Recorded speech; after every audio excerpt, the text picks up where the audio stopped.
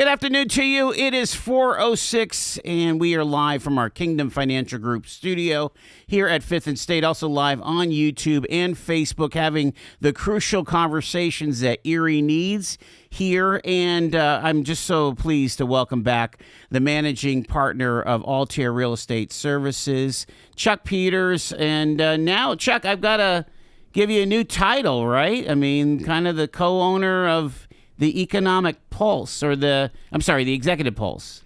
Yeah, that's a super exciting acquisition. So many listeners of this great channel know Laith Wardy, who is the founder of a software company called Executive Pulse.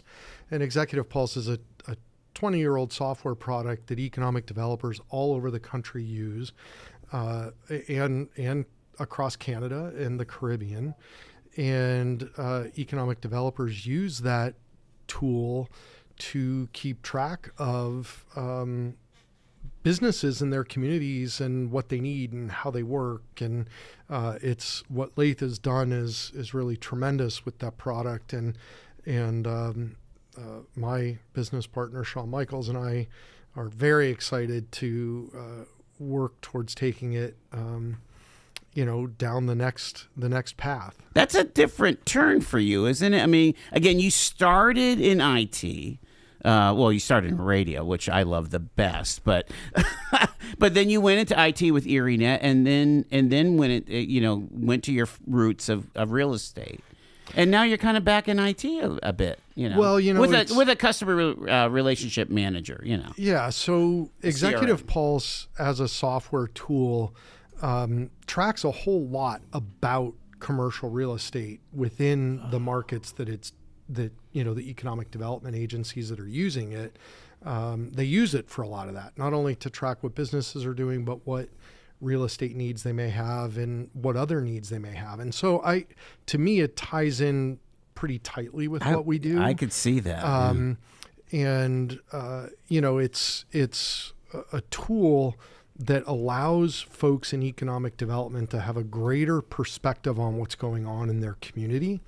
It allows them to start to sort patterns where they otherwise might not see them.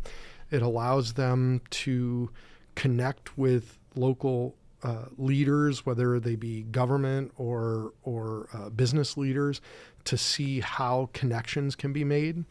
And so to me, that's very similar to what we do in our consulting practice, and our traditional real estate practice. So yeah, it's got a bit more of a tech bent than some of what we've done in the last 20 years, but definitely related. And Shawn Michaels, who's my business partner, was a very successful tech entrepreneur during the time that we were growing ErieNet with a company called Funding Factory. He and Doug Fugate and his partners built that company into the world's largest aggregator of used inkjet cartridges. It was a recycling business that allowed lots and lots of schools to benefit from really taking junk that was going to end up in a landfill and turning it into school equipment, playground equipment, computers, all that kind of stuff. And so to have Shawn at the helm of Executive Pulse is really, really exciting. And the team that Laith built is tremendous. There are pockets of technology in this community that people don't realize. Here's this company that's got an international scope all across the U.S., across Canada, and the Caribbean. People are using this software developed, and it's best in class. Right they here. Actually kicked off of that platform multiple competitors that were that had a higher, they weren't from Erie, they had a higher platform, yet this was the tool that won. Yeah, it was. and all right here, a block away from where we're sitting. Exactly. Is where that all started. And so really exciting. I want to grow that company and make Laith and his team proud, as well as the rest of the community. So more on that in the future. It's an exciting venture to be a part of. I want to dive into your Altair consulting piece, because to me, again, just as a casual observer, I feel like that Altair and you, Chuck, have been being leaned on more and more from all the sectors, whether they're the public sector, in regards to like EMTA, using your colleague Joel Mars, or Mraz? Mars. Okay, I did get it right. Basically to help make that deal for Otis 12 to come to 14th Street. That's a big deal. I mean, for a suburban hospitality establishment to say, I'm rolling the dice on the city, that's huge. Well, and I look at the team that we've put together, and the reason we're so involved is because of the team. I mean, I work with incredible professionals. So when, we're asked to analyze financials on a project to help guide how a capital stack should be put together, or whether or not a particular project may work or not work, I look at, our CFO, Katie Trout, and I look at, my partner, Tom Hardy, who runs the consulting business. These, Tom Hardy teaches economic or, financial analysis for real estate developers in the master's architecture program at Carnegie Mellon. I mean, this is a guy who, people all over this part of the country go to him and to our CFO, Katie. And so I look at their abilities. And when you talk about Joel and Dave Haller and Angela Weaver, who do a lot of those transactions that you hear about, incredible professionals that I get to work with. And while it's fun that I get invited to your show and get to chat about Right. this stuff, the reality is we have an amazing team, that's just really, I'm so proud of. I think of Jeff Keeler, who many, here locally know Jeff from when he was running the data center at the county, who left to go to Carnegie Mellon. And then, we were able to convince Jeff to come and work with us as our lead data analyst. And the amount of talent that I'm surrounded by, I was in meetings all day today with many of those folks that we've mentioned, and I'm like, wow, I'm really lucky to have such an incredible team. Stuff doesn't happen without a great team. That is for sure. But think about this. I remember having conversations with you about Erie and our future. Roll back 8-9 years ago, maybe full 10 years ago. And back in those days, your consulting wasn't necessarily happening in Erie. You were in Nashville. You were in Buffalo, part of the Buffalo Billion and all those things. Now, and tell me if I'm wrong, but now it feels like that you're getting more asks from Erie, Pennsylvania. Well, for your assistance. I think most consultants would tell you it's often easier to get work outside of your hometown. Right. It's the profit, not. Yeah, and we're really blessed with lots of great clients, around the country, and our.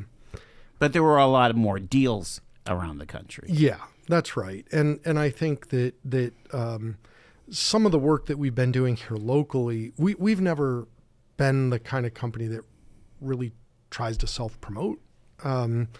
It's frankly, a lot of what we do is confidential and requires us to not talk about it very early.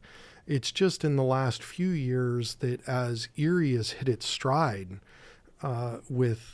and I know there's still folks that listen that don't believe that we've hit a bit of a stride and that there's some movement, the flywheel turning, so to speak.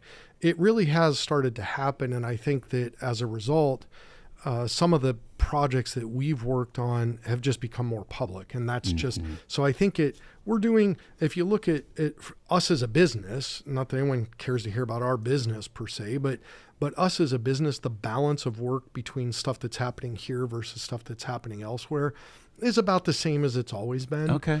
I just think that some of what we're doing here is being talked about a little more publicly than maybe it had been in the past. Well, when you think about, the deal to bring federal resources to what is it? Mercantile building. Yeah, you 14th and State.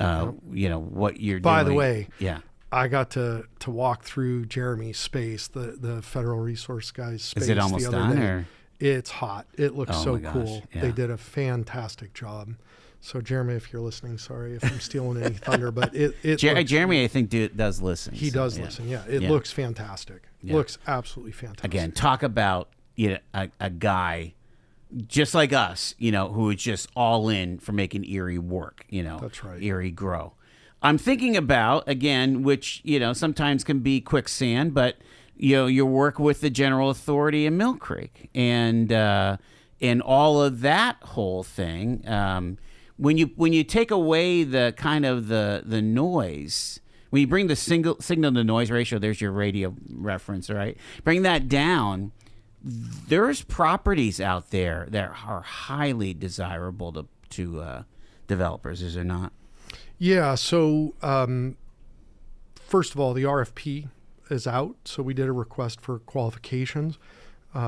We had 5 responses. One that wasn't exactly a developer, but might be a great partner for the project. 4 that were developers. 1 from Buffalo, 1 from New Jersey, 1 from New York City, and 1 here locally. The RFP is now out to those that qualified. And we're hoping and excited about getting a response back from those folks. And there's been a lot of interest in that project. And so, look, there's not a project out there that involves development that doesn't create questions. Mm-hmm. And it's fair. It's okay to vet things. It's okay to talk about the pros and cons. I know lots and lots of good memories were, made at the Bel Air. I understand that. As a matter of fact, my wife and I had our first dinner date at the Bel Air. So, I understand how the community had an affection for the idea of the Bel Air. Unfortunately, the project was in financial distress.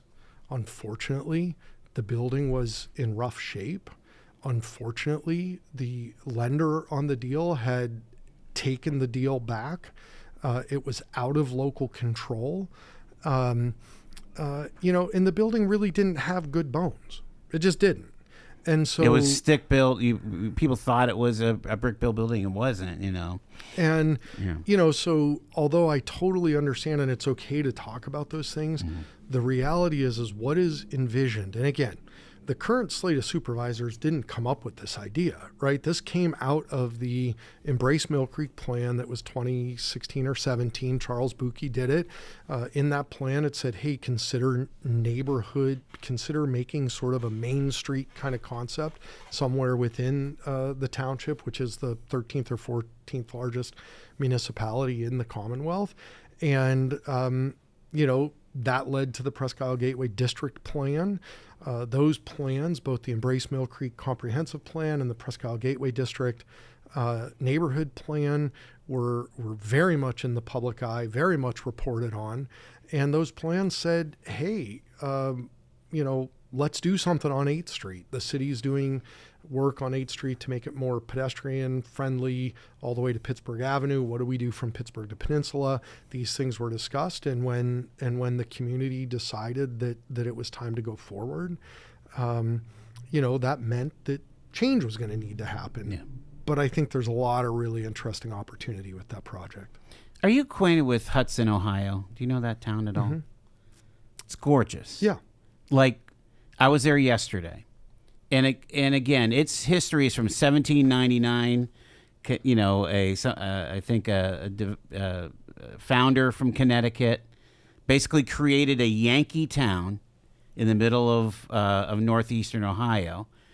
And I'm like looking around. I'm saying, this is exactly what we could do on 8th Street with common area and greens, but also very, very well-formatted retail, multi-use housing, and gathering spaces. Oh my gosh! It's where development's headed. There's a body of study out there that talks about, the first time you sort of understand that walking, for a lot of people, that walking to and from places is a very comfortable way to get around if a community is built the right way, is oftentimes when someone goes and visits a college campus or lives on a college campus. And traditional towns, like what you're talking about with Hudson, Forever Elm or the Elmwood District in Buffalo, or any number of neighborhoods in Pittsburgh. People feel Ohio City in Cleveland. You feel really good there because it's to a pedestrian scale. It's not all about the automobile, and it draws people, which is good for local economic growth. And there's a number of developers. This concept is maybe feeling new to Erie, but it's not new to the rest of the country. So this idea of traditional town development, I think it was Andre Duany that sort of the sort of famous architect that came up with that concept at Seaside, and then of course Disney, a more modern approach with Disney's Celebration, right? Like mixed levels of success with these various projects, but in general, development is happening at a more human scale. The idea of giant suburban malls and all of that still has value, certainly, and it is the way Americans tend to live and shop. But if you look at what's going on around us here at 4th and State, you're drawn to the buildings. When you walk by, the building across the street at Ascend and the wraparound building with Dave's and where Starbucks used to be, and now the coffee shop is, and the bubble tea shop, it feels it's pleasant when you walk around that because there's life here. The windows are there, and it's bringing life to the street. And that's super, and that's why when you go to Hudson, or Elmwood or the South Side or the Strip District or wherever, and you walk around these places, you feel really like, hey, this is kind of cool. Yeah, Shady Side, you park in the ramp and you just walk, Yeah. Swickley. Oh my gosh, It's beautiful. I was amazed at, not only did you have the classic homes and you had the historic homes in Hudson, but you had a developer who said, okay, let me take this plot of land and build it out. And so there's all of the super cool shops. He even put cobblestones. I mean, it was just so tasteful. And my point of reference, is usually at the shore, Washington Street Mall in Cape May, which they just shut down the main street and made it pedestrian. And it is, they do millions of dollars in commerce there, because it's just a super cool place where beachgoers can go and spend money, It's a delicate balance because the automobile is real. It's here to stay. People aren't going to give up their personal transportation. But it's not the main focus. You put the car somewhere else. Right. People, there's I see both Sean and Drew often will post about they'll repost the Revitalize or Die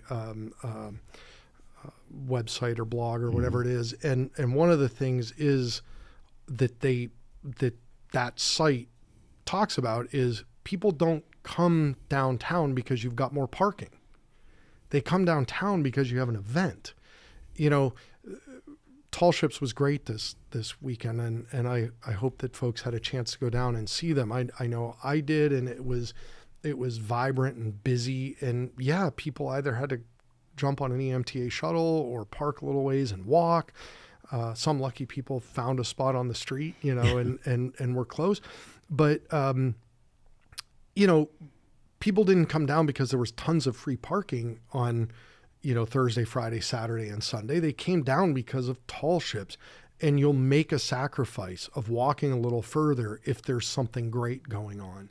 And so I think that that's what communities, not just here in Erie, but all over the country, have to start to recognize, that the way that you bring life and vibrancy to the street is through activities and events. And you have to program it. Yeah, Richard Florida is all about that. I got to take my first break with Chuck Peters.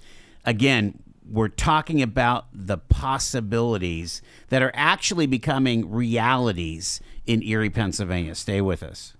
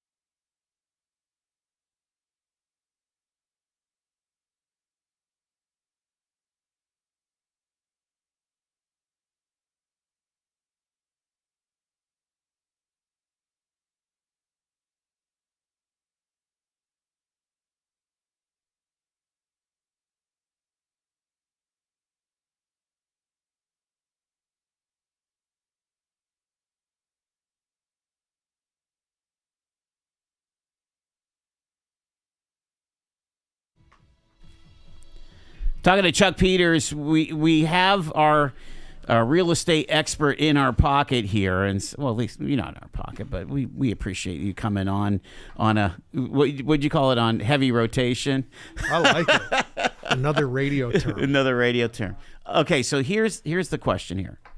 Can we get an opinion from Chuck about how he feels about the county competing against real estate agents and developers by building the Green Shingle Business Park?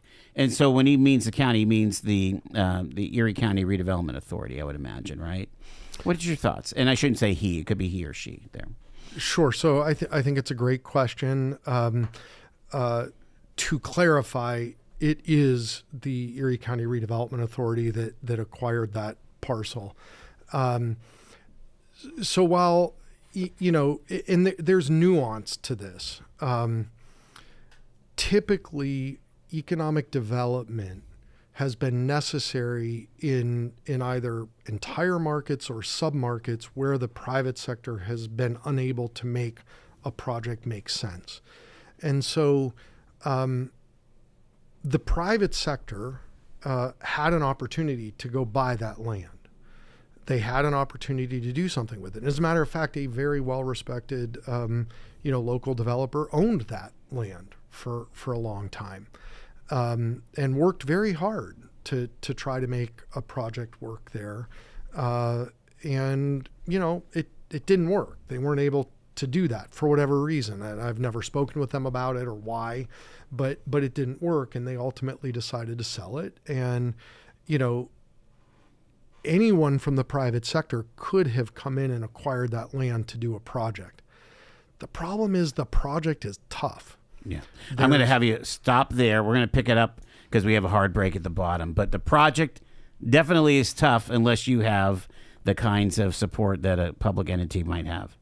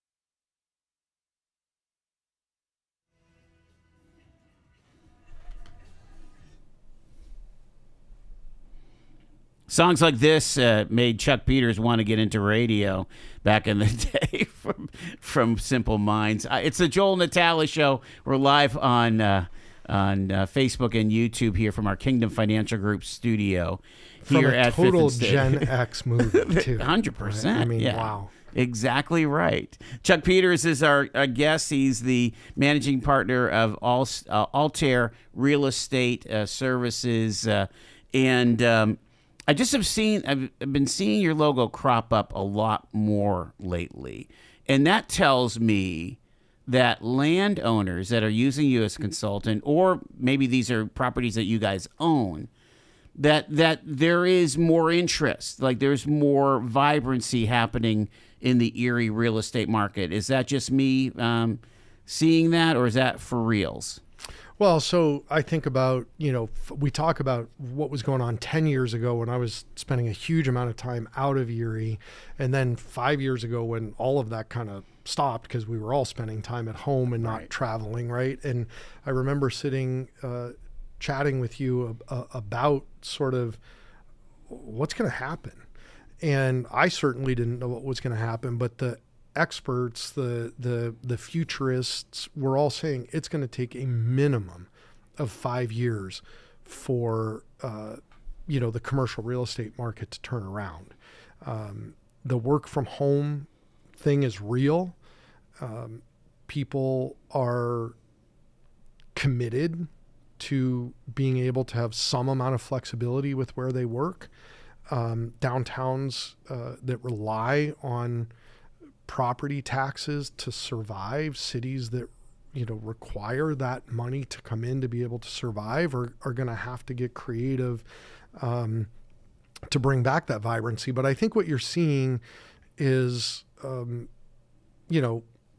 I'll be a little humble. Some of it is when you buy a new car, you go buy that Honda CRV and you're like, oh my gosh, I didn't realize that there's a CRV on every, at every red light, yes, right? Yeah.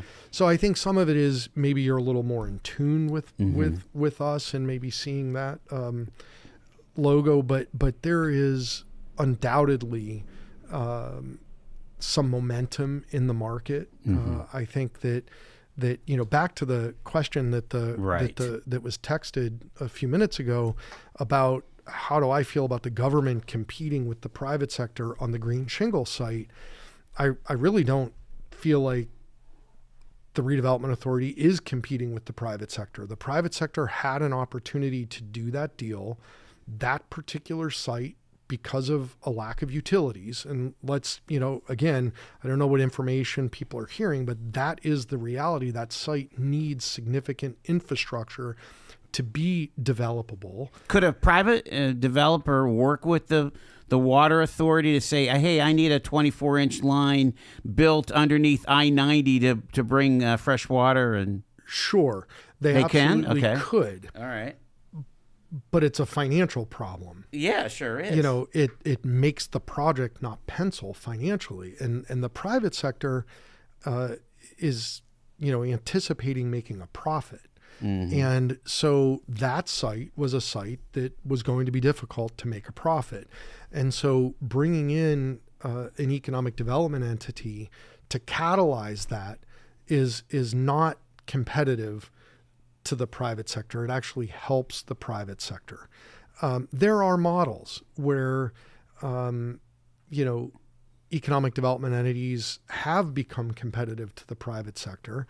And when that happens, I think it's probably time for those entities to say, oh, we must have fixed this area because now we're competing with the private sector. And that's when they can maybe say, hey, you know what? I'm going to go reinvest my dollars somewhere else.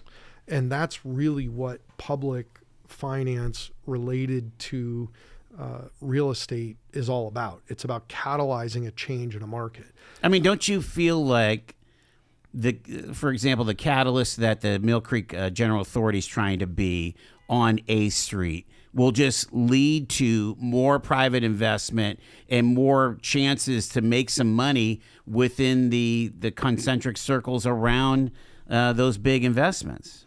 Yeah, absolutely. That's what we are striving for. Again, in that location, there was opportunity for the private sector to come in and do what the authority is doing.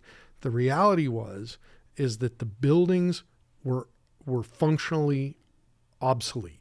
Yeah. You talk about the Bel Air, the new addition that was put that, sort of ran east and west, that was at the north end of the property. Those were 7.5 foot ceilings. I mean, the hotels don't build that way anymore. They feel too low. It's not comfortable. So they were obsolete. Mm-hmm. And it's really hard to go in and buy a project and then tear it down to do something else if it is purely profit motive to do that. There's got to be other motivations. And by the way, this isn't like Mill Creek invented this, and it's not like Erie, Pennsylvania invented this, and it's not like the Northeast invented this. Economic development exists all over this country, all over Canada, all over really the world, because there are times when public finance is an important tool towards getting that flywheel moving. We've talked ad nauseum about the Buffalo Niagara Medical Campus. One of the projects that I'm most proud to have been part of, when Matt Enstis, who runs the medical campus, worked with his board to compete against the rest of New York State to win the Buffalo Billion. It was to get that flywheel moving. And you know what? It worked. It worked. We've talked about this. If you look at the number of people living in the city of Buffalo, it's increased. And it's increased because of that public investment in solidifying the medical campus at one end of the city and Canal Side. I know we've talked about this before as well with Terry Pagula, a good Pennsylvanian, who, owns the Sabres and the Bills and, did all that development at Canal Side. You have both ends of that city with a sort of soft middle that started to firm up a bit. Yes, they've had their setbacks like lots of places as a result of the pandemic, but ultimately, that public investment was important. Mm-hmm. So, let me ask you, because I want to make sure I understand how this works, that differentiator, kind of prompted by the text here. For example, the Ferrettis and LECOM, that's all private money, right? And they're able to figure out how to pencil out, we're going to buy this car dealership lot so that we can have future expansion. Or we're going to buy the church out so we can build an ambulatory surgery center. Again, help me understand how that all works. Well, so I have no insight into, LECOM's financial status. However, we'll come back to that in a minute. Okay. But by way of example, let's talk about two other projects downtown that didn't involve public money. Let's talk about my tiny little building on 10th Street where our corporate headquarters is. We invested more money in that building than what it's worth today. However, I'm a user of the space. My operating business required a certain type of headquarters, and I didn't do that project to make a return on the real estate. I did that project to provide a good home for my teammates. You needed the building to function for you. Correct. And so if you are a user of space, like LECOM is, then I'm going to guess that they have an operating business, LECOM, Mill Creek Community Hospital, Corey, wherever else they're doing things. I'm guessing, and again, they're not a client, and I don't have any particular insight onto what's going on there, but I'm going to make a educated guess that they are able to make those projects work because their operating company needs that space. They need that surgery center. They've made an economic decision that it makes sense to build that, and their operating company can afford that. Interesting. There are, times that just isn't the case. We don't have, going back to our green shingle example, we don't have a user for that space. And the users that we've talked about for that space are users that are going to expect to come in and be incentivized to be here. Let's make it up. Amazon, right? Right. Yeah. That thing's floated around for a while. They, may in fact want to be there, or someone like them may want to be there, but they're not going to come in and fight the public entitlement side, meaning when I say entitlement, let me make sure people understand what I mean by that.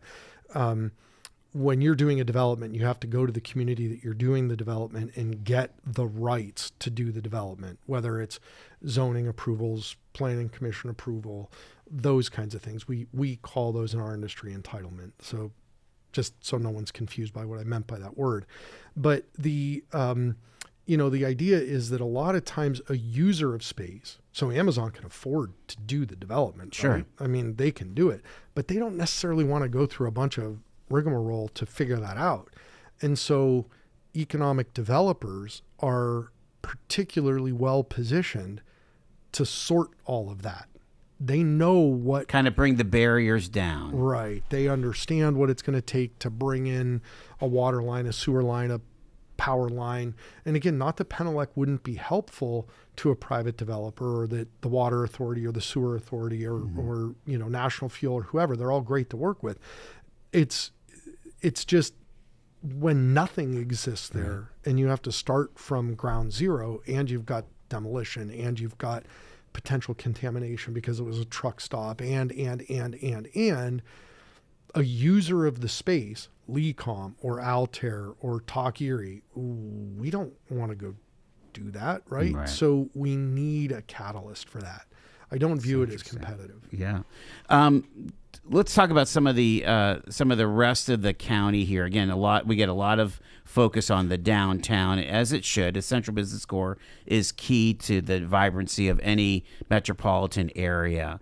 But as we go out there and we look at opportunities, take a town like Union City, right?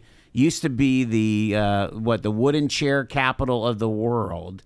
Now, not so much. I mean, you had Ethan Allen burned down several years ago. You've got a lot of built capacity in a borough like Union City. Good transportation system. How do we do with in a situation like that? I mean, Corey's the same way. Corey has benefited from LECOM making a big bet on Corey Memorial, and you got a Walmart there. I mean, I don't know. Not more importantly than LECOM betting on that hospital, because to have a rural hospital is a big deal today. Absolutely.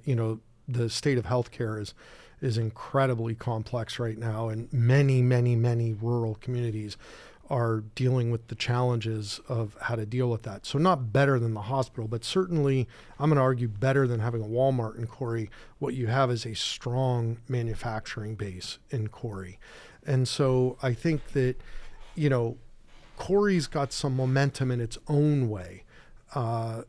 It's not easy. It's not easy being a small community like that. It's not easy having a shrinking population.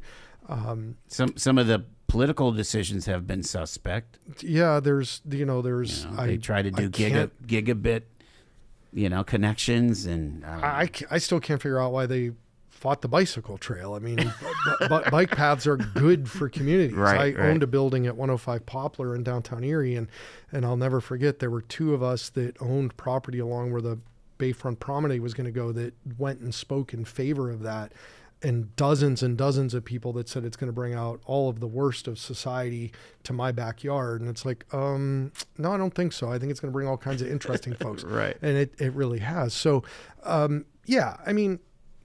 there's all kinds of political challenges that communities face, and the sort of divisive nature of modern day politics is disheartening. I think that communities that succeed, Erie, Corey, Union City, whoever, they're going to have to get past some of that partisanship why, look, Bruce Katz has always said it well. If you're waiting for Harrisburg, or if you're waiting for DC to come save the day, you might want to rethink that, because both Harrisburg and DC have a whole lot of places that need fixed. Yeah. There's an element of needing to work on it as a community. And self-determination kind of thing. And collaboration is really important. If you look what the founding folks of the EDDC did, again, I read a lot on social media about, all the government money that's poured into those projects. There hasn't been government money that's flown into flowed into those projects. It was private capital that went into those projects. That's an example of what communities are going to need to do. Now, they're probably going to need to do it in their own way. So to the Union City question, I don't know the answer. I've not studied Union City. I can tell you that in Corey, where we have done some work and we've gotten to know those folks, when you're in meetings with them, they understand that their number one thing is they need to retain the businesses that they've got.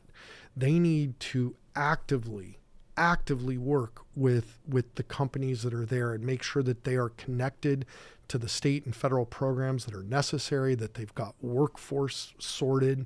Workforce is a big deal for everyone. And they need to probably understand what their clusters and sectors are around what will make the community successful. A place like Union City needs to do that on a different scale. I mean, somehow somehow you become the wooden chair capital of the world because there were half a dozen different businesses making those chairs. So what is the modern day cluster that will come to Union City? Yeah, and that's a tough one to sort. It requires, unfortunately, things that people don't always get real excited about: planning and thinking and research. And that was embraced Mill Creek. That's basically what happened in Mill Creek. Right. I got to ask you before I run out of time. Chuck Peters is our guest, and we're kind of spanning the county here.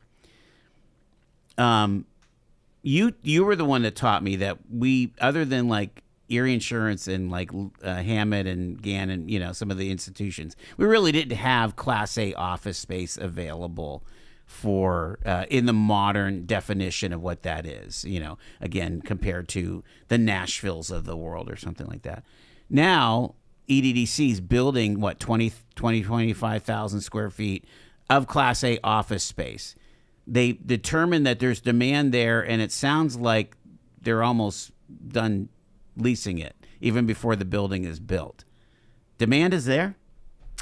Well, specific to the question about their building, I don't have any inside information on whether they've got it leased or not. But is the market indicating demand? I think the market is indicating demand, and I think one of the most important changes to the community is the Renaissance Center going offline as an office building and being converted to a different use, because it's taken people, again, we'll use my business as an example, not to talk about me, but more because I don't feel comfortable sharing other people's data. Yeah.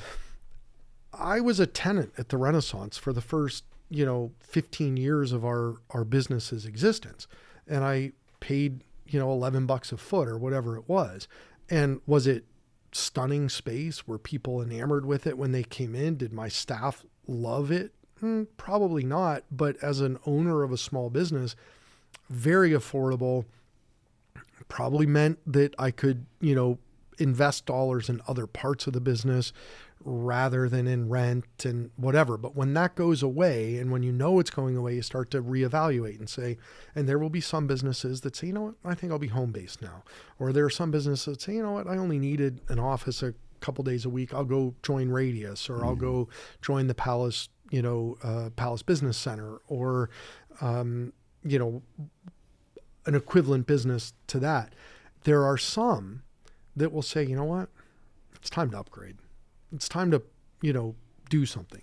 VelocityNet was a renter for the first 20 years or whatever Joel was in business. And then, there was a change that made him say, I think I want to put some investment in and do that. So I think that there's probably always been a demand for a higher quality office product. However, the demand wasn't realized as a result of business owners saying, you know what, I think this is okay. There's a book, Good to Great, and it talks a lot about why are so many businesses good, but not great? Well, because there's not much wrong with being good. It's cool to be great, but it takes extra effort and extra investment and all of those things to be great. And so I think that what we're probably seeing is that some of that nascent demand is starting to come out of the woodwork and maybe, become realized. And let's cross our fingers that that's the case, because whenever you talk about any downtown, again, this isn't about Erie, Right. This is all over the country. If people aren't getting enough rents to care for their buildings, then their buildings are going to fall into a state of disrepair. Yeah. When we're revamping these old buildings, I'm thinking of Jeremy again, Federal Resources. I mean, he's making Class A office space out of that old mercantile building, right? Yeah, let's not forget where that building came from. Yes. That building was owned for a long time by an owner that was somewhat, they didn't put any investment into it, and it was piled high with stuff. And then Steve McGarvey, who did Level Place, who did Juniors, who did Modern Tool, and a whole bunch of other things in Buffalo and in Cleveland, and kind of got beat up in the press over some of his missteps. 14th and State being one of them, because he just didn't get around to getting that project done. That project ended up in the position of being able to be renovated as a result of the McGarvey family getting control of it. And then another blast from the past, when John Elliott came to Erie to work for Urban Engineers and then ultimately went to the City of Erie Redevelopment Authority, said, man, that's a cool building. Shouldn't we do something with that? And he found public dollars. The private sector had spoken. Yeah. The private sector, back to that text, right? Right. Like, is it competitive? No one was doing anything with that building. The public sector, the City of Erie Redevelopment Authority said, you know what, we'll find some money to invest in this, to kick this project off. Wow. And ultimately, that set that building up for the private sector to be able to do something really interesting. And that's what you're seeing now. Are you bullish about Erie commercial real estate these days? That's my job, Joel. I love Erie, Pennsylvania. I think that, it's going to take continued work. There is no chance that we can take our foot off the gas pedal. We all have to work. And I would encourage, when you're concerned about a project, you don't love a project, the project doesn't fit with what you think something should be, that's fair. Talk about it at the time that it's, being vetted. Once the community decides that it's time to move forward with the project, whether it's the Blasco Library on the waterfront, whether it's the convention center, whether it's Erie Events taking over the zoo, or Christian putting another hotel in Erie, or redeveloping 8th Street, once the community's committed, I would just so appreciate it if everyone in the community said, you know what, it may not have been exactly what I wanted for that site, but that seems to be where we're headed. Let's all get behind it, because what we need is the rest of the country to see all the cool stuff going on here and get excited about it. Chuck Peters, Altair Real Estate. Thanks for having me. You're amazing. I appreciate it, man.